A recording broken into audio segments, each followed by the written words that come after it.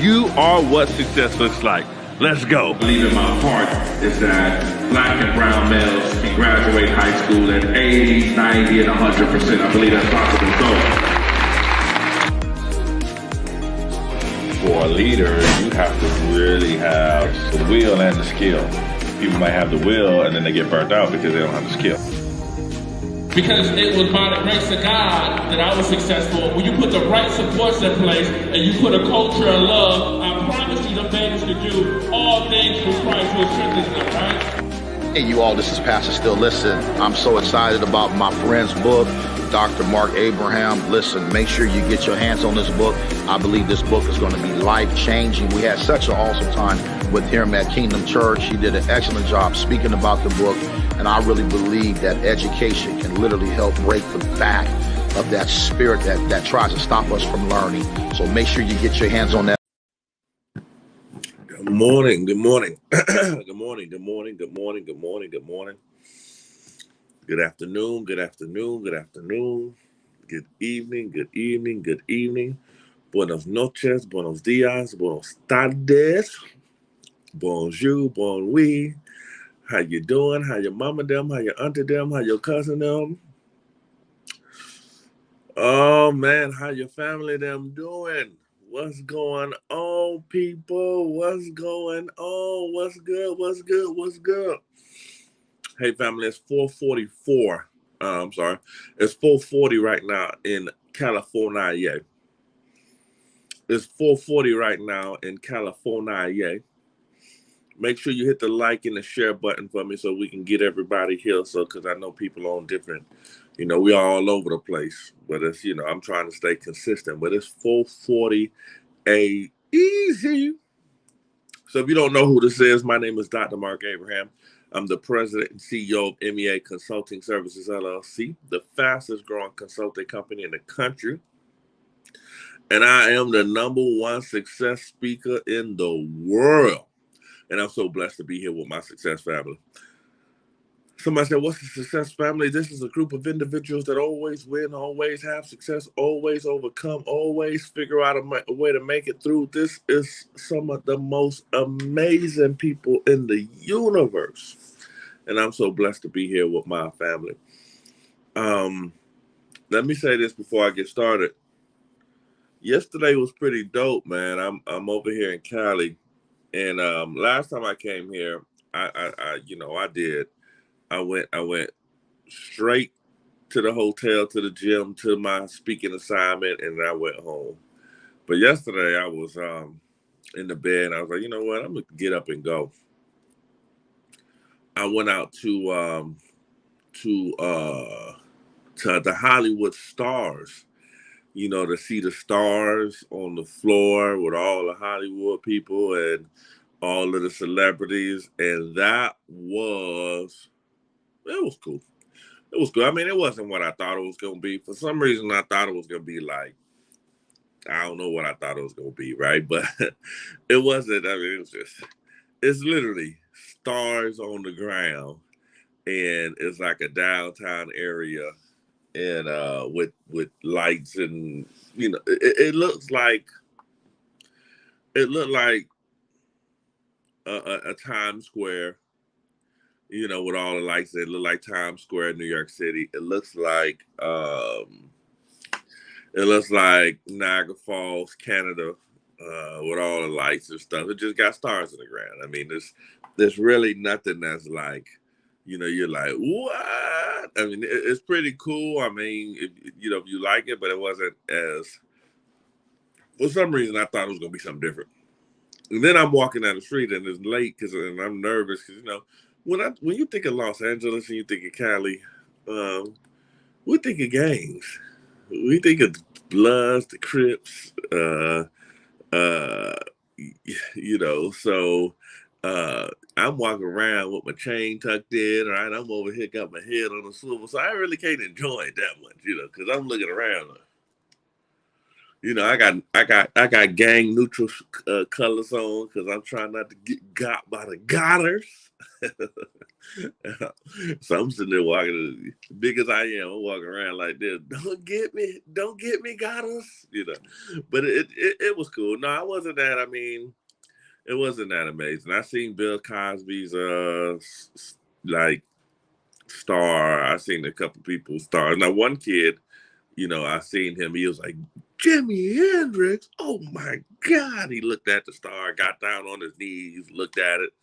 You know, God forbid that I'm ever gonna do something like that. I don't think I'm built like that, right? I don't think I'm gonna look at a star in the ground and say, what? That's such and such star, and get down on my knees and embrace it. I don't think I'm built like that. You know, I don't think Dr. Abraham is built like that, but it's cool. It's cool to see. Um, so today I'm gonna try to hit. You know, I want to try to hit Rodeo Drive. It's an hour drive for me though, and it's an hour drive, and I was a little fatigued after work, and I didn't go straight there. But it's definitely an hour drive. So you know, anybody who know Cali better than me, man, let me know where I should pull up at so I can see it. I do want some Roscoe's chicken and waffle though. I ain't never had that. But again, I get nervous, man. Listen. I try to be on the beaten path. I don't want to be nowhere off the beaten path. Like I want to go see. I don't want to be no doggone tourist, right? I'm over here pulling up on Slosson's Ave, Slosson's Ave, trying to take a picture with doggone Nipsey Hussle's mural, right? And I got a red car, right? I don't know the rules, right? I know the rules. I don't be down there sloss as I am looking like a dog on tourist, and somebody's like, yo, hey big man, tourist man, come up off that. Right? Like I ain't on it for that. So I try to stay on the beaten path, right? Like where everybody else is at. I'm not with the shenanigans. So another thing I thought was cool. I went to the gym yesterday morning. Y'all know every time I go, no matter where I go, I'm gonna hit the gym. Like that's my routine. Um, I am gonna go out to CT Fletcher gym. If you don't know this brother, man, CT Fletcher, man. CT Fletcher is a motivational workout man. He about 60 something years old now. Had 2-3 open heart surgeries, and he used to be real jacked. But man, you don't know his YouTube videos, man. There were some times when I couldn't get motivated to go to the gym when I didn't have it in me, and I would listen to his tapes, man, and I'd get so fired up, man. He'd be cussing and everything, and I'd be like, woo, boy, I'm ready to go, man. And so I'm going to try to hit his gym up, check him out either today or tomorrow. But so I go to the gym yesterday. I walk in, and I see these brothers praying, Latino brothers, they praying. They in the name of Jesus. Bless this. Bless that. They in there giving God glory, man. So I jumped into prayer with them. I stood there and just, yes, Lord. Yes, Lord. And you know, they praying with me. Now I'm in the prayer. I'm getting some prayer. I'm like, man, listen, this is where I'm supposed to be. And then I walk into the gym and this brother see me, man. He give me the biggest hug. He said, my brother. Because I was here last year, and I seen this guy working out, and I was like, man, you're doing it wrong. You're working out soft, man, and you got to work out like this. I gave some pointers, and he stuck with it, man. From that conversation we had, you know, he said, man, he changed his whole workout. He started working out differently, and he said, man, Doc, I stayed with it because he followed me on Instagram.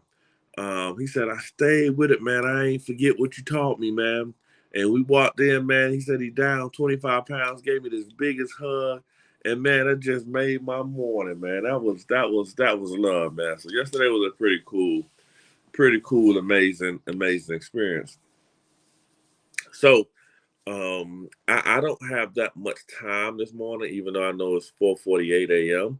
Um, I don't have that much time, so I'm gonna try to get to what I need to get to. I'm gonna say our blessings. I'm gonna say our prayer, but then oh, you know what? Another thing that happened yesterday. I'm listening to Dr. Dollar, and man, I got some move. I put Dr. Dollar in probably on my drive back home about 9:30, 10 o'clock, I'm tired. So I listen to Dr. Dollar, just great, prolific speaker, pastor. And I can listen to pastors speak more than I can listen to motivational speakers speak, honestly. Because I always feel like motivational speakers, they hit you here, where pastors that are good hit you here.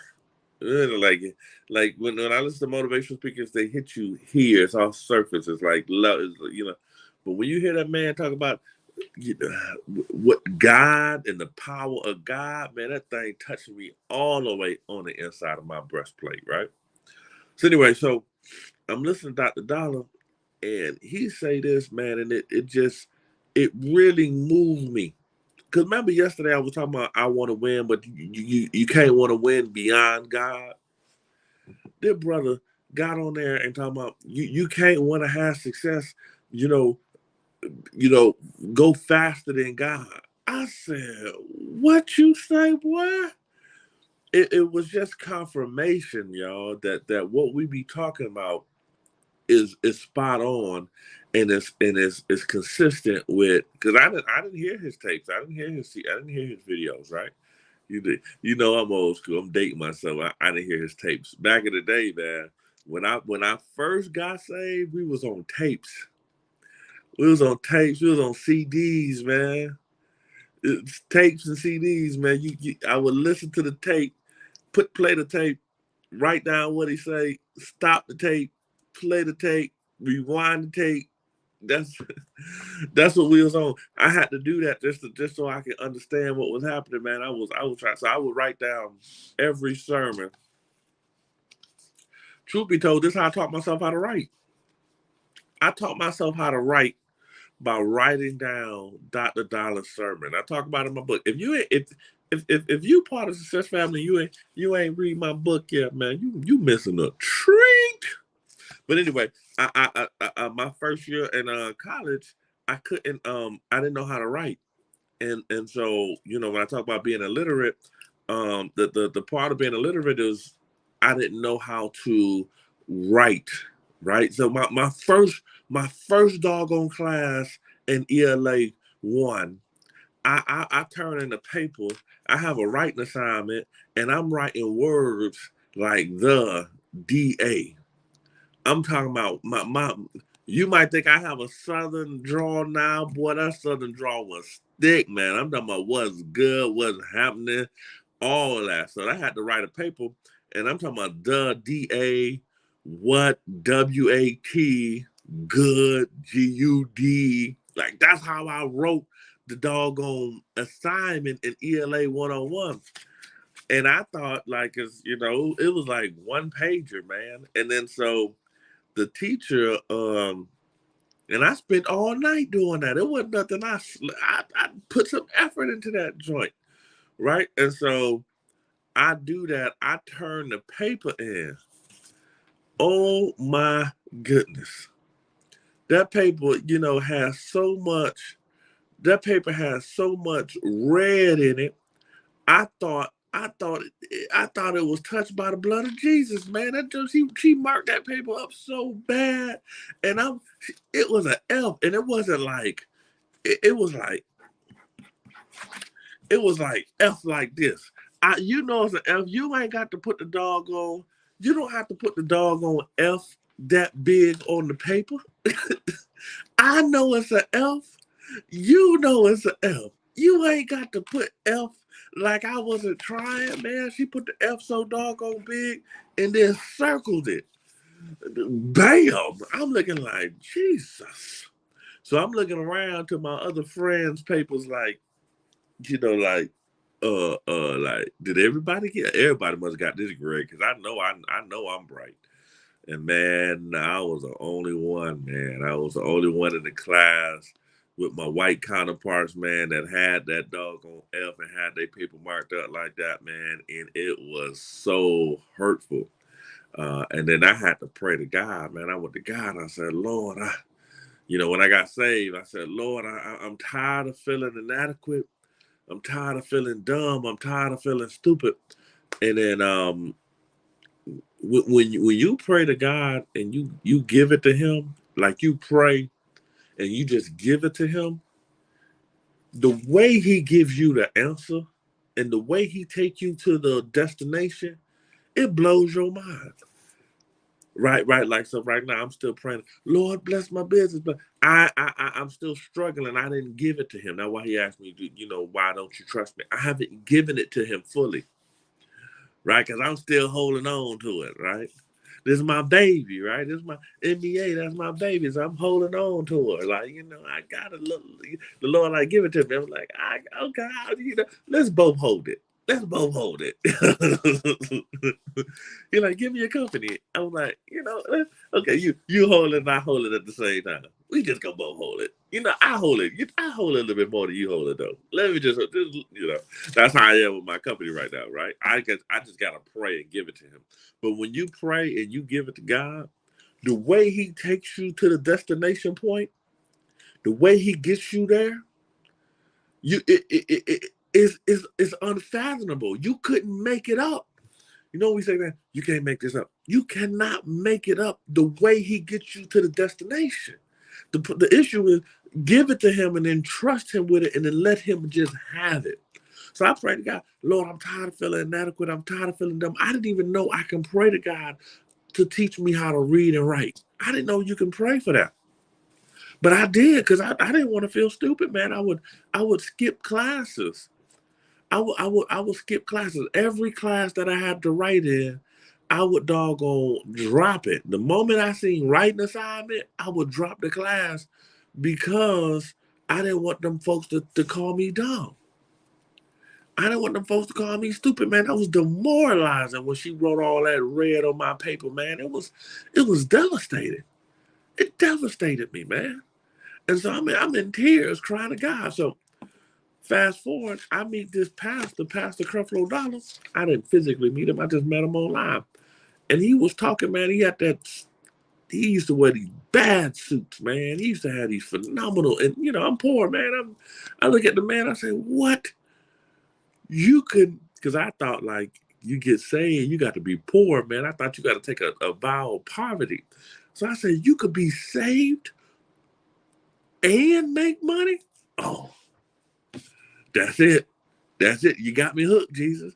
So I would write down all his sermons word for word. But in the midst of me writing down all his sermons word for word, because the brother was so good, God, I'm seeking God because I'm trying to get paid, right? Just keep it dream with you. I'm just keeping it real with you. I'm seeking God because I'm trying to make this Skrilla, this paper, this fetty, this dough, these greenbacks, the big fakes, that mozzarella, that army green, that navy blue. I'm trying to make that lajon, that moolah. I'm trying to make that bread, the relish. I'm trying to make it, man. I'm trying to get the bag. And this man talking about getting the bag, and he loved Jesus. It was the best of both worlds for me. it was the bag for me. That's what it was. I was trying to get the money, right? So I'm sitting there writing down all his sermons, man. I'm writing it down. I'm seeking God for the financial resources, but God is answering my prayer on how to write. I'm seeking God because I'm trying to get the bag, but he answering my prayers how to write. In the midst of me seeking God, trying to get after God to get to the Deuteronomy 8 and 18, this brother Trump, he talking, and he taught me a persuasive essay, introduction, thesis statement, body, conclusion. And I'm writing down all the sermons. And truth be told, writing down all his sermons was also how I started formulating my thoughts to speak. I don't speak like Dr. Dollar, but the way I learned to speak, the way I started an introduction to introducing myself to speak at 18 years old. I started speaking at 18 years old when I got saved. This is why I tell people, man, I've been speaking for a long time. I've been speaking before any of y'all even heard of me. I've been speaking. But the way I started formulating my thoughts was through through his sermons. The way I broke the Bible down, because this man taught me, I would just study him all the time. And I would spend whatever little money I had. I had $20. I'm buying the tapes. I'm buying the CD packs for $20. It's 4 for 20. And I'm listening to them jokers. I'm writing it down, writing it down, writing it down. But in me seeking God, for that, he was answering my original prayer. See, this is why you can't put no limitations on God. Whatever it is you praying for, pray it, give it to him, and let it go. You pray, give it to him, let it go, and then you go have an ice cream. Go get you a crepe. Go get you some fruits or whatever it is you like. But pray, give it to him wholeheartedly. Let him have it, and then you go and live your life. He heard your prayers. The prayers of the righteous avail much. You're righteous. You are righteous. Your prayer will avail much. And because your prayer will avail much, he's going to bring you to an end, a destination that you didn't even know how you were going to get there. And all you're going to say is, that's God.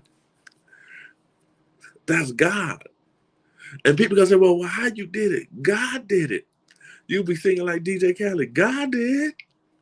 Right? Like, so when you pray to God and just give it to him.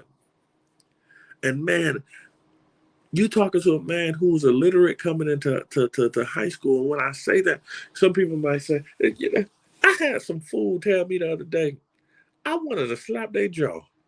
I just really wanted to slap them in their face. They talking about, oh, you wasn't illiterate. How you know? You didn't even know me. You didn't even know me. Oh, you a better singer too. You don't know me. You didn't even know me back then. How you gonna tell me my story? Like I'm sitting over here making this up out of the thin air. What is your problem? Listen, I wish I could find that ELA teacher, man. I wish I could find it, man. That thing was horrible. So, but what I had to do as the Lord was teaching me how to write, then I had to put the supports in place. I had to go to the tutoring lab and sit with the tutor every day. So I'm writing a paper and I would have to write. So say the paper was due October 10th.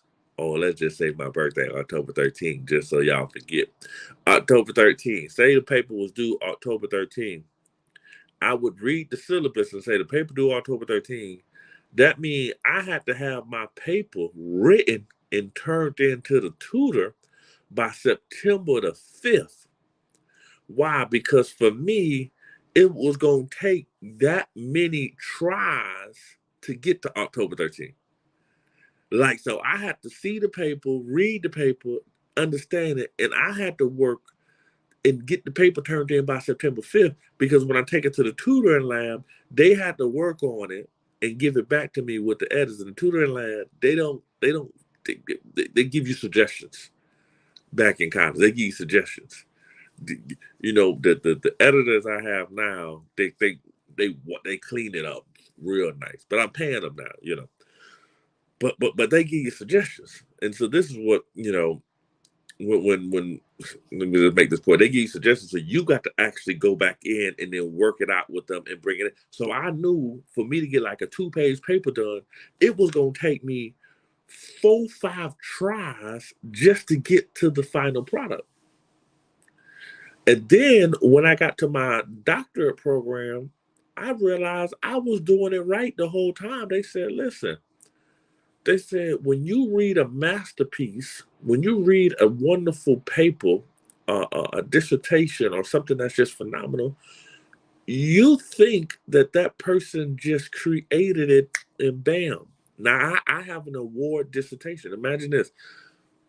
15 years prior, 10 years prior, I could not write at all. I didn't understand. Still, to this date, people get, oh my God, you're a doctor and you misspelled there. Man, I don't give a doggone about you doggone social media ELA teachers, man. You better get out of my face. If I post something, you understand the meaning, right? Like, well, get out of my face. But, you know, so what they told me in the doctor program was like, you will struggle with writing. They said, how you think you know how to write, you don't really know how to write. When you walk into a doctorate program, they're going to tell you right off the bat, Whatever it is you think you know about writing, it is all wrong. You don't know nothing. Great thing about me, I already knew I didn't know nothing. So I was a blank slate. Whatever y'all want to teach me, baby. So what they taught me though is writing is like a block of ice. When you see somebody chisel down a block of ice and to make a masterpiece, it doesn't happen all at once, right? Like it takes, you have to put all the information on the paper, and then you have to edit it, and then put more information you'll edit. It took me 2.5 years, 2.5 years, 3 years to write my dissertation. From the time I started to the time I ended, we're talking about 2.5, 3 years for one document. It took me 2 years to write my first book. 2 years. 2 years. And so when people read it and they just look like, oh yeah, that was cool. It took 2 years. It took 3 years to write this piece of this piece of art that we have in front of you. It took time, man. And it took a lot of editing and a lot of people on my dissertation. It's 4 or 5 people on the process, on the committee with you, right? Like you have your dissertation chair and your committee, and you have those folks with you, and then you write it, and then they edit it, and then you have to send it to an editor, and they edit it, and you edit it. It's a labor intensive process. So why am I saying that? I'm all on a tangent right now because my original intent was to talk about getting the bag. But God will answer your prayers, man, if you give it to him and let it stay with him. So I got 4 minutes. I'm not gonna do it in 4 minutes. I'm gonna break it down later, but I need to show you practical ways to make money and get to the bag. I want to talk to you about practical ways to make money and get to the bag. Now, I do real estate and I do intellectual property, right? Those are the ways that I make money. I don't mess with the stock market because I don't trust it. I don't trust it. And I have all these reasons why I don't trust it. Right? I don't have I have all these reasons. When I ask a person who's a professional in the stock market, how do you make money and can you give me some guarantees? And they act like I'm playing dice. When you are acting like you playing rolling dice with my money, it makes me feel uncomfortable. When you act like it's just gonna be up to chance, it makes me feel uncomfortable. And then when the experts say, well, you can't trust nobody else, you got to do it yourself. I don't have time to study the doggone market all day long. I got to work. And then so you give your money to some people who like, yeah, I'm investing in beans, soybeans, lima beans. That's safe. Brother, how much percentage do I get back on my money? Over the long time compounding, you're going to do good. I'm giving you $600 a month out of my retirement. What you mean? In the long haul, man, I'm giving you a lot of money, right? So I pulled all my money out of the stock market. I ain't understand it. I ain't trust it. And the people who were trying to give me advice, when I really looked into their financial situation, they were broke. They wasn't as good as they said they was. And so when I looked at their finances and looked what they were driving, I was like, man, they both broke. Well, I'm gonna give a broke man my money. That don't make no sense to me.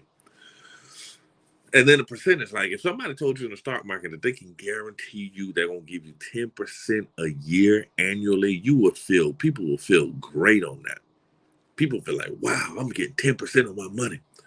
That's amazing. So I mean, you put in $50,000, you're getting $5,000 over your $50,000. People love that. People say, wow, I'm getting $5,000 over my $50,000. That's amazing. I don't like to mess with the banks per se, because the banks, you keep money in the banks, they don't give you no return on your money. Back in the day, way back in the day, they might give you 1% of your money. Right? Like if you keep your money in the bank, they might give you 1% of your money. 1%, man, I don't want 1%. What am I do with 1%? So if you have 50,000 in the bank, make the number simple.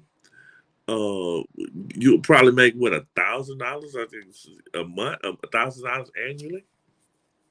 Now in real estate, my process, the way I do real estate, the way I do real estate, my model, I make anywhere between 35 to 45% on my money annually. I gross anywhere between 35 to 45% on my money. So if I put in 50,000,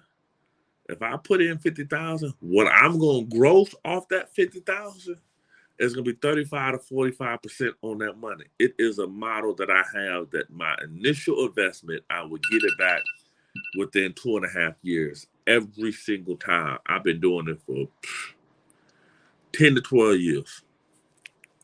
I've been messing with real estate 10 to 12 years. I have bought and sold easily over 25, 30 properties. And the return on the investment is grossing, way higher than anybody that I've ever seen in the stock market. And so the way I do real estate is but this my model, I'm not necessarily sure works in Miami or it works in Los Angeles, because what happens is those markets are oversaturated, and those markets are, Florida is, you buy a house in Florida, you spending the highest that you ever gonna spend in real estate in Florida. Like the property is so high there. My model, although it works for me, I would have to change my model a bit to go down in Florida. But in Western New York and Buffalo and New York State, Upper New York, it works well. And Cleveland, Detroit, places like that, it works well, right? Because you can buy a property at $30,000, $40,000, and then make sure that you understand the ratios with the rent.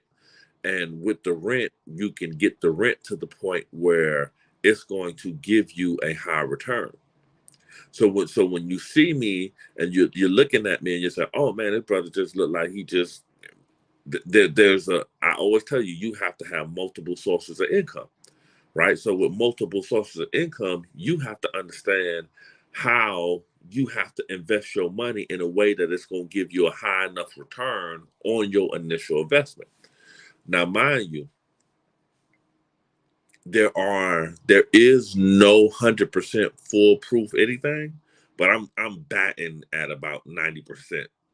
I bat it. So if I get a property, 90% of the time I'm gonna gross what, anywhere between 35 to 45% annually. Meaning, if I put in $50,000 in a property, if I put in $50,000 in a property, what I'm going to gross back off of that property is 35 to 45% of my initial investment. That is going to happen every single year, give or take. Now, the question is, can I duplicate that for you? The question is, can I make that happen for you as a people that have watched me? And the answer is yes. I can make that happen for you. But here's the reality. The reality is, if we sit down and have a conversation and we talk about how we can get you 35 to 45 to 50% on your initial investment, this ain't like the Success Family where I'm just kind of just coming in here and talking. I'm going to be very intentional in having a conversation with you, showing you how to actually make this happen. The thing that I know for certain though is, here's what I know for certain. If you don't have skin in the game, it don't mean nothing to you. So a lot of times you guys can come here, come on, log off, be here, do whatever you want. It's all cool because Mark just speaking. He's not speaking directly to me. But if I have to have a conversation with you and sit down with you and show you how to do this, which we can, and it's setting your future up to make 35-40% on your money every year annually, and show you how to do the play and show you how to get in, it, that has a financial cost to it. And I'm just being honest, because I see people get online like, man, I'm gonna show you how to do this, I'm gonna show you how to do that, and they charge the people like $100. You Man, I'm not talking to nobody for $100. I'm not spending no time on $100. I'm not doing that. Why? Because there's no benefit in that for me. There's no benefit in for me to talk to somebody for $100. So here's the thing. I'm gonna try to get a game in the next 2 minutes. What? Number one, you wanna get into real estate. They say that, the way, and for me, I like real estate because I can touch it, I can see it. Now, in real estate, there are some issues, right? Like I got a property right now that girl moved in a couple months ago, stopped paying. All right. You can't get emotional about that. If you get emotional about people not paying, you're gonna have an ulcer. There's a process that you have to follow when people don't pay. It's an eviction process. You do not make it emotional. You follow the process. You follow procedures. You get them up out of there. You do not make it a feeling thing. The moment the people don't pay, immediately you go to eviction.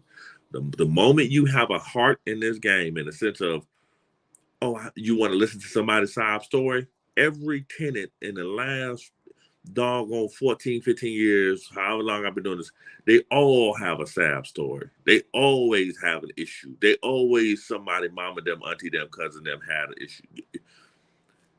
This ain't an emotional thing. It's a money thing, baby. And it's the only part of my life that is very black and white. Like you're not the only part, but it's a lot of black and white, right? Like it's not, as a business owner, we're talking about your investment, that there is no area of trying to be a bleeding heart. Because the moment you're a bleeding heart, then you're gonna get got every single time. I've seen horror stories of people sitting in people's houses for 6-7 months, free, rent free, living their best life, drinking tea and everything. And by the time you acquire the property, you had so much nonsense. So the key is, you want to find a property in a distressed neighborhood. You want to find a property in a distressed neighborhood. You want to find a diamond in the rough. And when you find this property in this distressed neighborhood, you want to find something that you can actually, you can negotiate the rent higher than what they're already paying in that neighborhood. So you want to find a property in distressed neighborhood. Here's what I would say to any new investor: stay away from roofs, electrical system, foundational issues. Stay away from anything that has a roof issue, electrical system issue, and a foundation issue. Why? Because those are big money issues. Your roof could cost you anywhere between 10 to 15,000. Your electrical system could cost you anywhere between 5 to 7,000. Your foundation, you'll be up to 25, 30,000 to get that corrected. So if you can, stay away from them big issues that stop you from making the money, because you're gonna have to dump. So say you bought a property for 15,000 in Cleveland, say it's a 7-bedroom property, and then it has a foundation issue and a roof issue. Now that 15,000 really gonna turn into 60, 70,000. When you put in 60, 70,000 in there, then you have to think to yourself, if there's 7 bedrooms, I need to be able to capitalize on each one of those bedrooms to provide me enough rent that will allow me to get to that number that I'm trying to get to, which is that 35-40%. Now, some people are okay. Some people in real estate, they get happy, like, oh man, I'm making 5% on my real estate. Don't give me no property that's making 5%. I don't want it. I don't want nothing that's making 5%. Now, if I have a sexy property, I have something that's sexy that I can use or bring my family to, something that's sexy, all right, whatever, because I bought it with the intent of a sex appeal. I didn't buy it for the intent for the rent. But that's the only way I'm doing it. But if I'm renting a property, I'm buying in the hood. Somebody said, well, I don't want to go to the hood. Boy, I got 39. I'm sorry. I'm over time, man. Listen, if you're interested, if for real, if you're interested to say, yo, Doc, I want to know how to do this. I want to know how to get to the real estate game. It's my time. I want to let you know I love you. But if I'm going to sit down with you, I'll run a class, but it is going to cost that, like, you know, it ain't going to be free. But I'm over time right now, and I'm coming up on time. But if you're interested and you say, hey, Doc, I want to do this, I want to be a part of this, I want to, you know, show me how to get into the master class. It's not for everybody. It's not for everybody. But it will cost, right? Like, I'm not gonna lie to you, and it ain't gonna be $25. We're talking anywhere between $900 to $1,000. And so it will cost, but what you would get out of it is life changing, right? And I'm throwing a number out there for you. So before you inbox me, you already know what it is. You inbox me, you know what it is prior to you inboxing me. You're like, hey, you know what it is. And I'm only doing it because I want to show you how to duplicate this process and walk you through the deal. Walk you through A to Z, where you have somebody holding your hands versus you trying to do it yourself and getting your shirt taken off your back. Because you can get into this game and get your shirt taken off your back, man, and then it's devastating. And then now you have somebody. But I predict, this is the time, family, we've been waiting on. Like, this is the time we've been waiting on. With interest rates going higher, with people, you know, I don't want to say it sound like I'm being rude, but you capitalize off of people's. If people are hurting, right, and interest rates are high, and then folks can't buy no more, this is the time you buy. This ain't the time you don't buy. This is the time you buy. This is the time you buy with different strategies than the traditional strategy of going to the bank, though. This is the time you buy when everybody else can't buy, when interest rates are high, when this and this. This is the time when you get into the market, because now when people can't buy, when people are struggling, you have insulated yourself because you did what's right. You saved your money. You did this. This is the time you jump into the water. All right, family, let's make our affirmations. Let's get up out of here, man. I'm sorry, way over time. I'm way over time. I apologize. I love you. I apologize. So 2022 is my year. I am blessed. I am the head and not the tail. I am above only and not beneath. Everything my hand touch prospers. The wisdom and the anointing of God is upon me. God loves me. I love my neighbor as myself. In Jesus' name, amen. Family, I love you. I'm praying for you. Have an amazing day.